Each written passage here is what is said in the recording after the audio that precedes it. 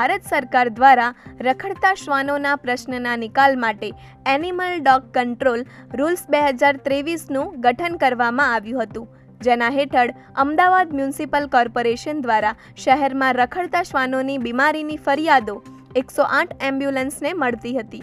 પરંતુ આવા શ્વાનોને જો ગંભીર બીમારી હોય કે દાખલ કરવા પડે તેવી સ્થિતિમાં તેમના ઈલાજ માટે કોઈ નક્કર વ્યવસ્થા ન હતી. આવા પ્રશ્નોને ધ્યાનમાં રાખીને વર્ષ 2024માં અમદાવાદના દાણી લીમડા ખાતે આવેલ કરુણા મંદિરમાં પ્રથમવાર સ્ટ્રીટ ડોગ હોસ્પિટલ શરૂ કરવામાં આવી છે.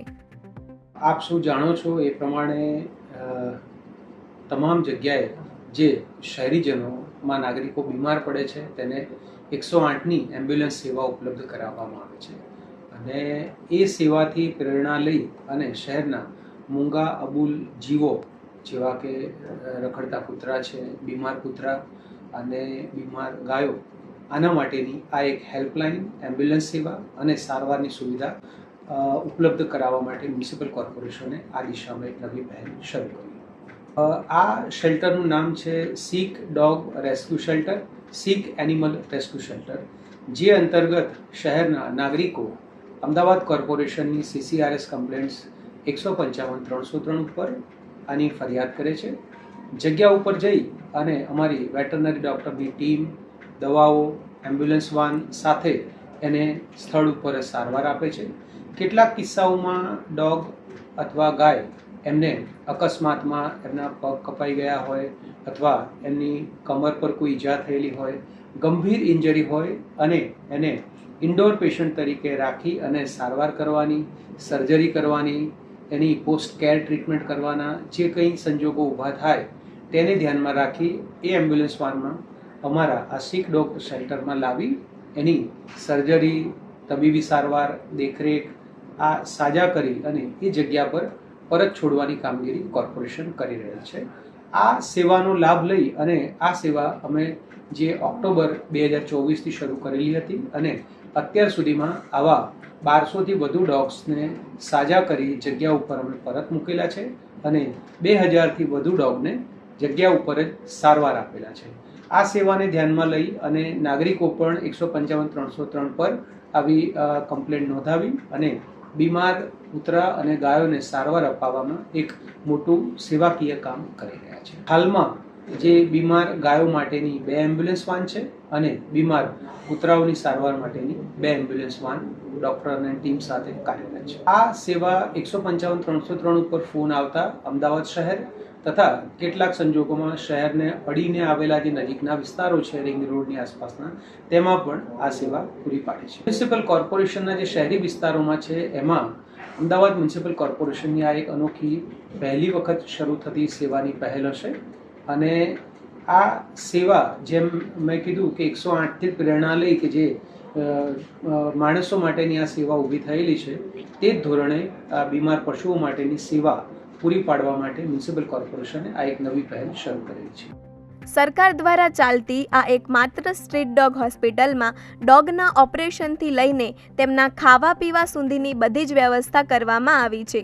આ હોસ્પિટલમાં શેરીના રખડતા કૂતરાઓને લાવી નાના મોટા ઓપરેશન સહિત સંપૂર્ણ ઇલાજ કરી સ્વસ્થ હાલતમાં તેમને પાછા છોડવામાં આવે છે. આવા સ્ટ્રીટ ડોગની સારવાર માટે 3 વેટરનરી ડોક્ટર સહિત 8થી 10 મેડિકલ વ્યક્તિઓની ટીમ સેવામાં કાર્યરત રહે છે અને કેન્સર, ટ્યુમર જેવા બીમારીવાળા કૂતરાઓનું પણ ઇલાજ કરવામાં આવે છે, જેનાથી જીવદયા પ્રેમી લોકોને પણ ફાયદો પહોંચી રહ્યો છે.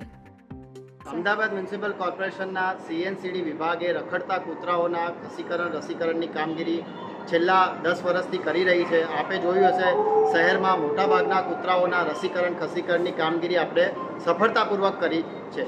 ઉપરાંત હવે આપણે છેલ્લા 1 વર્ષથી જે રખડતા કૂતરાઓમાં જે બીમારી છે એને ઈજાગ્રસ્ત થાય છે, આવા કૂતરાઓને રાખવાની ક્યાંય ઇન્ડોર ટ્રીટમેન્ટ કરવાની વ્યવસ્થા હોતી નથી, જેથી કરીને અમદાવાદ મ્યુનિસિપલ કોર્પોરેશને દાણી લીમડા કરુણા મંદિર ખાતે આવા જે બીમાર અબોલ ઈજાગ્રસ્ત જે આ રખડતા કૂતરા છે એને સારવાર આપવાની અને એને ઇન્ડોર તરીકે રાખી અને સારવાર કરવાની વ્યવસ્થા ઊભી કરેલ છે. અત્યારે અમારી પાસે 75થી વધારે આવા બીમાર ઇજાગ્રસ્ત કૂતરાઓ રાખ્યા છે.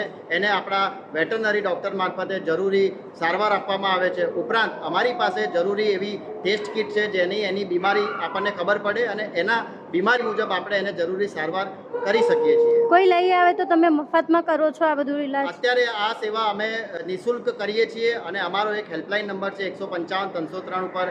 આ નંબર ઉપર આપણે આ બીમાર કૂતરાઓના સારવાર અંગેની હેલ્પલાઇન શરૂ કરી છે અને એમાં આ બાબતની ફરિયાદ લેવામાં આવે છે. અમારી ટીમ ડોગ કેચિંગ વાન જે છે એ સ્થળ ઉપર જાય છે. આવા બીમાર કૂતરાઓને પકડીને લઈને આપણા સેન્ટર ઉપર લઈ આવીએ છીએ. ઉપરાંત શહેરીજનો પણ પોતાના જે આવા બીમાર પાલતુ કૂતરાઓ હોય છે એને પણ સારવાર માટે આપણા સેન્ટર ઉપર લઈ આવે છે. બધા કૂતરાઓમાં સૌથી વધારે જોયું છે આપણે એને ઈજા હોય છે, એટલે જે એક્સિડન્ટ જે છે અથવા કોઈ કારણોસર એ ઈજાગ્રસ્ત બન્યું હોય છે તો એનામાં આ ઇન્જરી હોય છે, એવા કેસીસ જોવા મળે છે.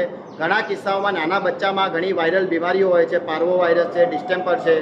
ઉપરાંત ઘણે એના ટ્યુમર પણ અમે જોયા છે, જે કેન્સરસ ગ્રોથ પણ આ કૂતરાઓમાં હોય છે. તો આપણે એને અહીંયા સ્થળ ઉપર લાવીને એના ઓપરેશન સુધીની આપણે સુવિધાઓ એને આપણે ઉપલબ્ધ કરાવીએ છીએ. સરેરાશ અમારી પાસે 10થી વધારે આવા બીમાર કૂતરાઓના કેસ આવી રહ્યા છે અને હજી પણ અમે આ બાબતની વ્યાપક સુવિધા ઊભી કરીશું, જેથી કરીને કોઈ રખડતું કૂતરું જે બીમાર પડે અને એને સારવારથી વંચિત ના રહે એ પ્રમાણે અમે આગળ પ્રયાસ કરીશું. તમે જોયું હશે કે શહેરની અંદર જે આ બીમાર કૂતરાઓ હોય છે એને કોઈ લાંબો સમય સુધી સાચવી નથી શકતું. એટલે આવા જે બીમાર કૂતરાઓને આપણે રાખીએ અહીંયા આપણા પોતાને પણ સંતોષ થાય છે કે આવા કૂતરાઓની અમે સારવાર કરી રહ્યા છીએ. કૂતરું બીમાર છે, 4-5 દાડાથી ખાતું નથી અને ચક્કર આવીને પડી જાય છે. હા, સારો ઇલાજ. બીજી વખત અહીંયા આવ્યો છું.